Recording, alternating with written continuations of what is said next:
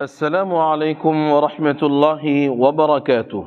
ناظرین محترم، میں آپ کا میزبان محمد مجیب الدین قاسمی ایک اہم اور بہت ضروری موضوع کو لے کر حاضر خدمت ہوں۔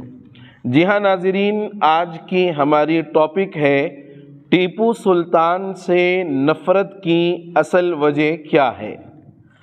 ابھی چند دن پہلے کرناٹک بی جے پی صدر نے ٹیپو سلطان کے چاہنے والوں پر شرانگیزی کی۔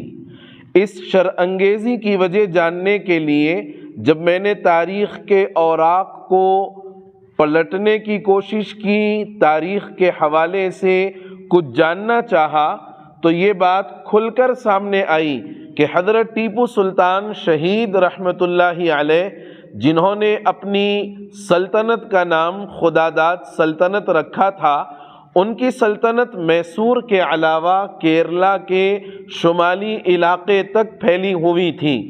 وہ شودر، جن کا موجودہ نام O B C, B C, S C, S T ہے، اور مسلمانوں کے اتحاد کے علم بردار تھے۔ اس اتحاد کا اندازہ اس بات سے لگایا جا سکتا ہے کہ ان کی فوج میں 30 تا 40% شودر ہی رہتے تھے۔ ٹیپو سلطان سے نفرت کی اصل وجوہات میں سے شودروں اور مسلمانوں کا اتحاد اور کیرلا کے شمالی علاقوں تک ان کی سلطنت کا پھیلا ہوا ہونا تھا، تو وہاں کے نادار اور ازہاوا قبائل اور پست کردہ اقوام کی عورتوں کو سینہ اور سر ڈھانکنے کی اجازت نہیں تھی۔ اگر وہ اپنا سر چھپانا چاہتی تو تلکارم سے موسوم ٹیکس دینا پڑتا تھا، اور اگر وہ اپنا سینہ چھپانا چاہتی تو ملکارم کے نام سے ٹیکس دینا پڑتا تھا۔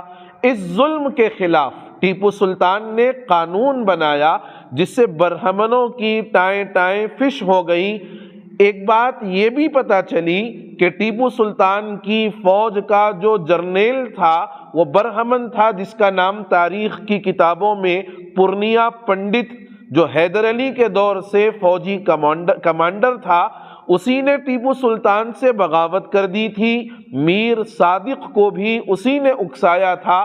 پست کردہ اقوام اور مسلمانوں کا اتحاد برہمنوں کو کبھی ہضم نہیں ہوا، اسی لیے برہمن اور اس کی سیاسی جماعت بی جے پی کے حکومت میں آنے کے بعد سے ہی ٹیپو سلطان کی شخصیت پر کیچڑ اچھالا جانے لگا۔ اس کی اصل حقیقت یہ ہے کہ برسہا برس سے ٹیپو کی سالگرہ اور برسی مسلمان اور شودر خوب زور و شور سے مناتے آ رہے ہیں۔ ان کو ہندو بمقابلہ مسلمان کے لیے کوئی موضوع نہیں ملا، تو انہوں نے ٹیپو کو استعمال کرنا شروع کر دیا، نیز تاریخ کو مسخ کر کے اپنی اصلی ایجنڈے پر کام کرنے کے لیے وہ گامزن ہیں۔ یہ بات بھی اب پھیلائی جاتی ہے کہ ٹیپو نے برہمنوں کا قتل کیا، وہ ہندوؤں کا دشمن تھا، وغیرہ وغیرہ۔ میرا سوال یہ ہے کہ اگر وہ ہندوؤں اور برہمنوں کا دشمن ہوتا تو اپنی فوج کا جنرل اور اپنی فوج کا کمانڈر ایک برہمن کو کیوں رکھتا؟ اگر وہ ہندوؤں کا دشمن ہوتا تو کئی مندروں کو چندہ اور جاگیر بھی اس نے دیا۔ آپ بتائیے اس کا کیا جواب ہے؟ معلوم ہوا کہ یہ صرف مسلم دشمنی ہے۔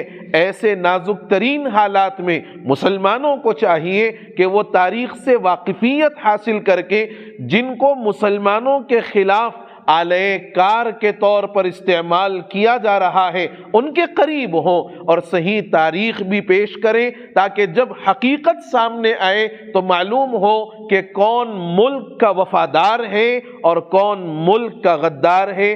بس اسی بات پر میں آپ سے وداع لیتا ہوں، ساتھ میں ایک گزارش کرتا ہوں کہ جو ہمارے چینل پر نئے ہیں وہ ہمارے چینل کو سبسکرائب کر لیں، بیل آئیکن دبا لیں، تاکہ ہر نئی نوٹیفیکیشن کی آپ کو اطلاع ملتی رہے۔ اجازت دیں اپنے میزبان کو۔ والسلام علیکم ورحمۃ اللہ وبرکاتہ۔